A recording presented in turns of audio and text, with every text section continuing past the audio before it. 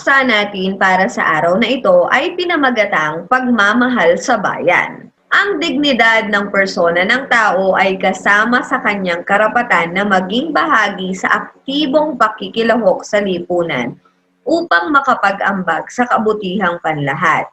Ito ay ayon kay San Juan Pablo III.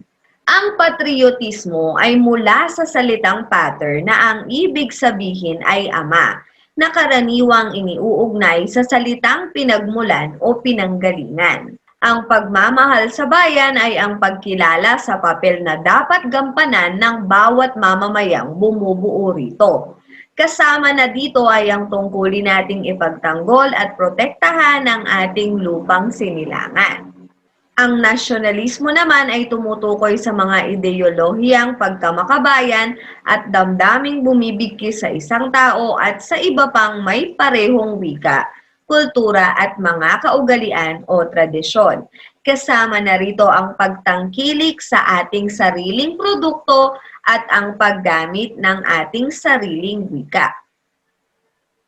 Ang mga pagpapahalagang kailangan upang malinang ang pagmamahal sa bayan ay ang mga sumusunod.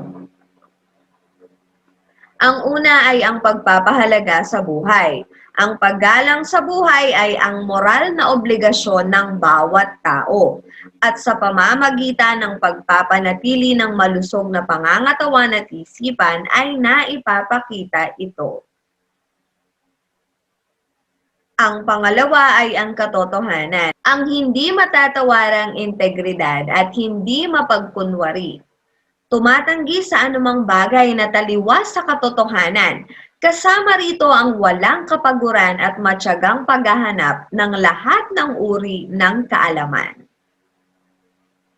Ang sumunod naman ay ang pagmamahal at pagmamalasakit sa kapwa. Ang pagpapakita ng malasakit sa kapwa ay sa pamamagitan ng pagtulong na walang hinihintay na kapalit. Ang pananampalataya naman ay tumutukoy sa pagtitiwala at pagmamahal sa Diyos na lahat ng bagay ay makakaya at posible.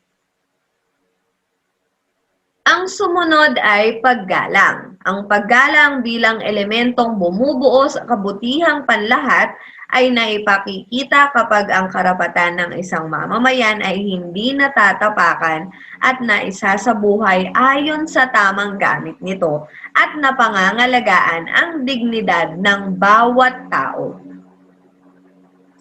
Ang katarungan ay sumisiguro na ang paggalang sa karapatan ng bawat isa ay naisasabuhay, na ibibigay sa isang tao kung ano ang para sa kanya at para sa iba, hindi nagmamalabis o hindi nandaraya sa kapwa. Hindi prioridad ang kanyang sariling interes, bagkus ay prioridad ang kabutihan ng mas nakararami. Ang sumunod naman ay ang kapayapaan. Ito ang resulta ng pagkakaroon ng katahimikan, pagkakasundo, kapanatagan at kawalan ng kaguluhan. Ang sumunod ay ang kaayusan. Ito ay tumutukoy sa pagiging organisado ng ideya, salita, kilos na may layuning mapabuti ang ugnayan sa kapwa. Ito rin ay tumutukoy sa pagiging disiplinado ng lahat ng tao sa lahat ng pagkakataon. Ang sumunod ay ang pagkalinga sa pamilya at salinlahi. Ang pangingibabaw ng papel ng pamilya bilang pangunahing institusyon ng lipunan na siyang tutugon sa pag-unlad na inaasam sa ikabubuti ng lahat. Ang pamilya bilang pangunahing unit ng lipunan ay ang isa sa mga kinakailangang elemento pagdating sa pagpapaunlad ng ating bansa. Ang sumunod ay ang kasipagan. Ito ay ang pagiging matyaga na tapusin ang anumang uri ng gawain ng buong husay at may pagmamahal. Ginagamit din ang kanyang talento at kahusayan sa pamamaraang nakakatulong sa kapwa ng buong kagalakan at nakakatulong sa buong bansa.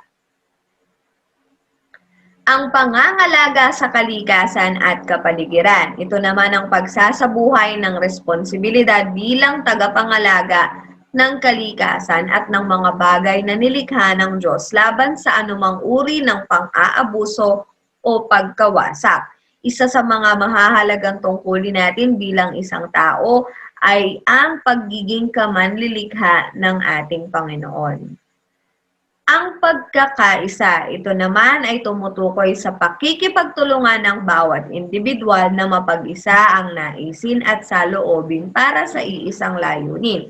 Ang sumunod ay ang kabayanihan. Sinasagot nito ang tanong na ano nga ba ang magagawa ko para sa bayan at para sa kapwa ko?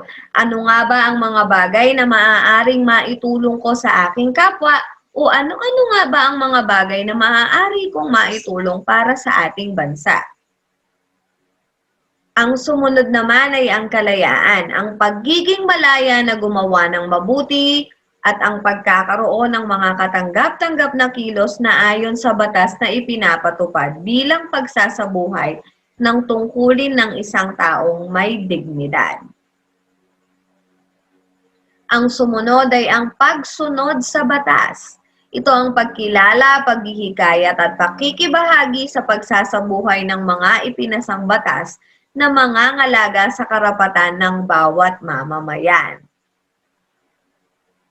Ang pagsusulong sa kabutihang panlahat. Ito ay ang sama-samang pagkilos upang mahikayat ang lahat na lumahok sa mga pagkakataong kinakailangan para sa ikabubuti, hindi lamang ng sarili, pamilya, kundi ng lahat. Ang mga nabanggit na pagpapahalaga ay nagpapayaman sa 7 dimensyon ng tao. Ito ay ang mga sumusunod. Ang dimensyong pangkatawan, pangkaisipan, moral, espiritual, panlipunan, pang-ekonomiya at pampolitikal. Narito naman ang ilang halimbawa ng mga kilos na nagpapamalas ng pagmamahal sa bayan. Ang una ay mag-aral ng mabuti. Sa pag-aaral ng mabuti, magiging kaisa ka sa pag-unlad ng bansa. Huwag magpapahuli dahil ang oras ay mahalaga. Pumila ng maayos, ito ay isang indikasyon na ikaw ay isang disiplinadong mamamayan ng ating bansa. Awitin ang pambansang awit ng may paggalang at dignidad. Maging totoo at tapat, huwag mangopya o magpakopya. Magtipid ng tubig, magtanim ng puno at huwag magtapon ng basura kahit saan. Ito ay isang tungkulin natin sa ating kalikasan. Iwasan ang anumang gawain na hindi nakatutulong. Bumili ng produktong sariling atin, huwag peke o smuggled. Kung pwede nang bumoto, isagawa ito ng tama. Alagaan at igalang ang nakatatanda, ipagpatuloy ang kagandahang asal na pagmamano at pagsasabi ng po at opo. Isama sa panalangin ang bansa at ang kapwa mamamayan. At ito ang mga paksang tinalakay natin para sa araw na ito. Sana ay marami kayong natutuhan. Muli, ako si Ma'am Miles Marquez at magkita-kita tayong muli sa mga susunod pa nating aralin. Paalam!